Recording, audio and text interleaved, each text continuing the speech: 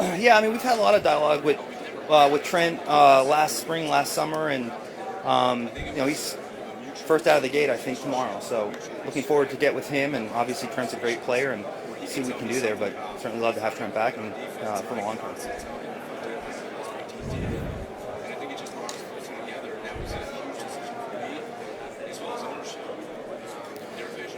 It's funny, every year when we were picking 31, 32, I'd always say, man, if we were just at 24 or 25, we'd be exactly where we want to be. And now we're at 9. I'm like, man, if we were just at 4 or 5, we'd be exactly where we want to be. So I think every GM kind of has that mindset where, unless you have the first pick, there's a certain element that you can't control, and you have to let the dominoes fall, if you will. But, we're excited. I mean, we don't want to be picking 9 every year, but we're excited to add some young talent to this roster. And I think even more excitingly, those second, third rounds where it felt like years past, day one would end, we'd come in there and there'd be 5 or 6 players, but you knew at 32 in round 2 you wouldn't get them either. So it's not just the first round. I think we have an opportunity to really capitalize here and add a lot of talent throughout the course of the draft weekend. Yeah, I think we've kind of taken a different approach with Travis in the sense that I think, we've kind of prepared for either scenario, and Coach had mentioned on Friday he's had great dialogue with Travis on our end, myself, Chris Shea, Travis's crew. We've had some good dialogue there, and I'm sure we're going to see him here just like we will all the other players' agents, and we'll continue that dialogue. But Travis is the best. He's an icon, and hopefully he comes back, and we'll just kind of let that process play out. Well, I think it's both, right? I think there's some really fast players in college football right now, and there's some great route runners. Oh, well, I think it's a combination of all those. I mean, it's not your typical, hey, 27-year-old first time at free agency. I mean, Travis has done everything. He's accomplished everything. He's about to get married. He's got a lot going on. And so I don't think there's an element of us not trying to, you need some sort of deadline timeline, but at the same time, I mean, it's Travis Kelce, so we're going to just continue to have positive dialogue and see where this thing ends. But I think we're trying to position ourselves that either way, we have a plan moving forward.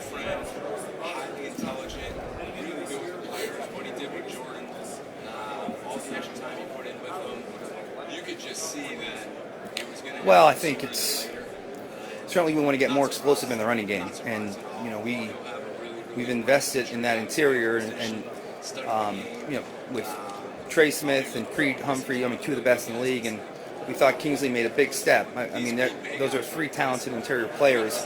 So I think, and we've talked about it, and Coach has done an amazing job with his staff cranking on that scheme eval, but I think being more explosive in the running game and really taking advantage of those interior 3 to kind of impose your will on an opposing team's defense. But I mean, the running game takes a lot of pressure off everybody. So I think if we can be more explosive and more effective in the running game, I think obviously we take a lot of pressure off Pat, especially coming back early in the season with the injury.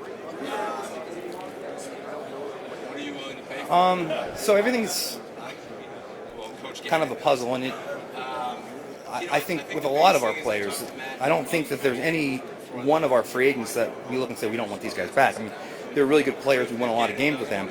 It's just a matter of trying to put the puzzle together and what else is going to be out there, their price points, and kind of fitting the whole thing together. So I think what we do is we just kind of remain in contact and keep that dialogue open. But all those players that you'd mention, or if I didn't mention any of the Chanels and the Cooks and the Watsons, I mean, all these guys we're monitoring, and we're trying to get as many back as we can. Obviously, it's unrealistic to think you will, but we have to be able to go in different directions. I mean, there's sometimes where you don't think a guy's going to come back here, and then all of a sudden, because you either didn't execute something or someone else took a different deal, things open back up. And so I think you just need to remain flexible and fluid during these situations, but always have layers of backup plans when you enter this part of the season. Not many to evaluate, so we have to obviously add some depth there, but there's some good pieces in place, and I'm really excited to work with. Well, I think it's on the rise to a degree, but typically the better you are and the more higher profile you are, I mean, it's the less leverage you have sometimes, and and then those players follow suit with other players, and everyone kind of does the same thing. So I think it's always been the case where it kind of varies when you get to the degree of each and every player. But that's a good question. I don't know to what percent is it on the rise. I know it's something that all teams utilize, and we do as well. And a lot of it comes down to just kind of the caliber of player or the tier of player. We're doing it when we can. I mean, that's just one of those things we do, and especially with the guys that have a little bit more injury history, and I mean, there has to be a trade-off too if you're going to give some guy a contract, and there is a bit of that injury question, and so I think we always try to implement that, but I think it varies by player and position.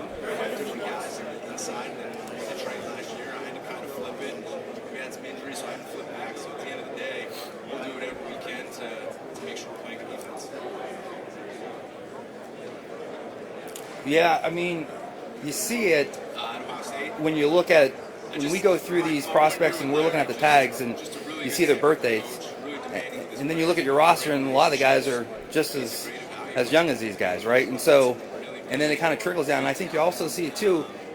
I think when the official decision date for these underclassmen came out, I believe we moved over 25 guys off our board that we had top 75, top 100. So it really impacts, I think, the draft, and then you're getting older prospects as you go on. So I don't think that's going to change anytime soon, and that's something that we have to adapt to until there's some wholesale changes on what they do on the college side. I think this is just going to be the way things work now, and it's for us to adapt and adjust to it and position yourself to get some of the younger players that have a little bit more growth and typically the second and third round would be those guys that maybe they didn't play a lot but they were young. Well, now these guys are just bouncing and getting paid by another school and getting paid and playing. So it's a little bit that 2, 3, 4 round where you got these younger developmental guys that haven't scratched the surface yet. You're getting a little bit more already finished product, and so that's challenging. But I think it's again what we have to adapt to, and that goes into how you position your board and when to be aggressive and when not to be aggressive. Yeah. I mean, and then listen, part of the process is to just find guys that love to play and love the process, and I mean, if you're drafting guys too, your goal is to ultimately pay them and have them still come back with the same desire and hunger, like the Mahomes and the Creeds and the Treys. And so I don't think I've seen a dip off in that. I do see just a talent pull shrinking.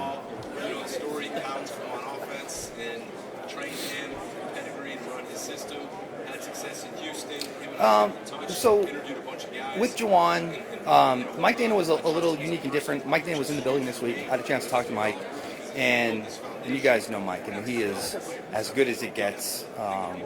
Just a tremendous player in person, and have a lot of respect for him, and wanted to just have that opportunity, since I saw him this weekend, to just let him go out there and see what his market is, and we'll remain in contact. And I think with guys like Juwan and Drew Tranquil, someone asked me about earlier, these guys started for us, and they play a lot of football for us. And again, our cap situation, I don't know if we're 6 or 7 over, but I think we have $60 million in convertible contracts too. So I mean, we have many different ways to attack this, and I think that's the one thing that we've been good at. We don't do a lot of money pushed out in the future years, and I think we run a pretty tight ship there. So this gives us flexibility to do different things. So again, that's part of the process with all those guys, and we'll see how the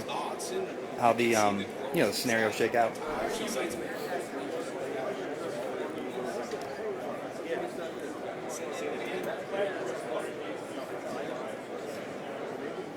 Yeah, I think those are like all our needs right now. Again, anytime you Well, I mean, that's a better question for Andy. But the one thing that Andy takes a lot of pride and joy in, I think, is we always talk about the coach and all the accomplishments on the field, but Andy's one of those guys that really finds value in the day-to-day interactions with his staff and with his coaches, and he uses every moment as a teachable moment. And so obviously his kids are involved, his family's close, they're all part of it, but that work-life balance, I think that work-life balance, the work is done in the facility, but also the life balance is done in the facility with the way he mentors everyone, the coaches, the players, his family's a part of it. So just a unique individual, and you don't run into people like that very often. That their work becomes them, but they give so much on and off the field.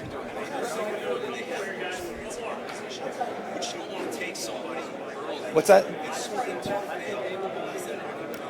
Well, I mean, talking football, and every position group is different, right? And I'm sure most GMs would tell you that, and most coaching staff would tell you that. But there are certain positions that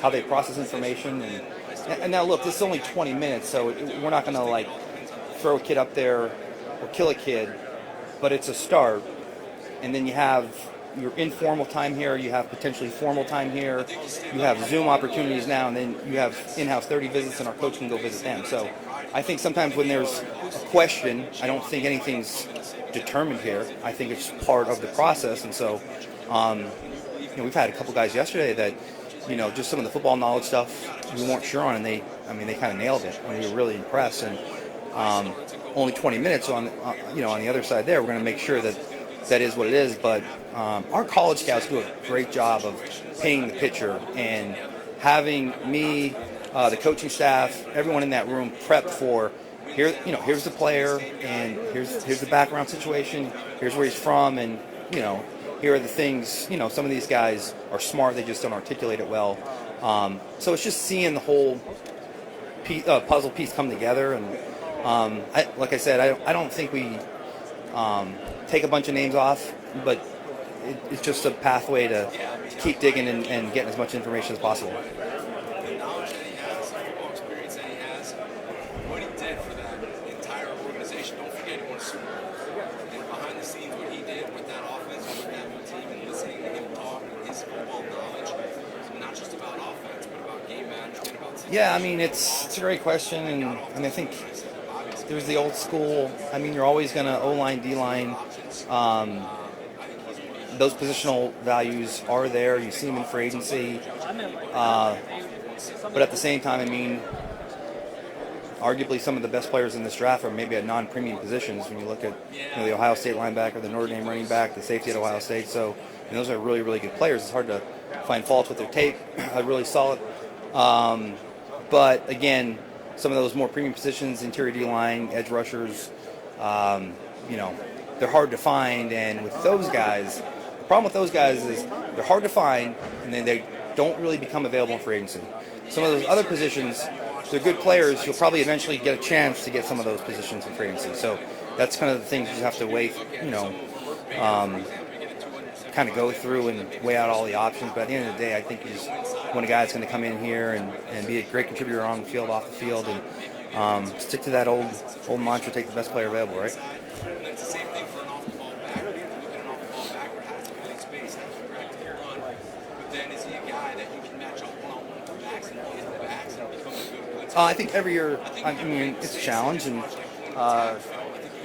we do have some flexibility with how we're set up to do some different things, but it's not like we have $90 million in cap space, and we have to execute an efficient game plan in free agency, and then we got to nail these picks, and that'll be important for us to keep this run going. Obviously, we had a setback last year, and everyone's disappointed, but everyone's motivated, and even the coaching staff too.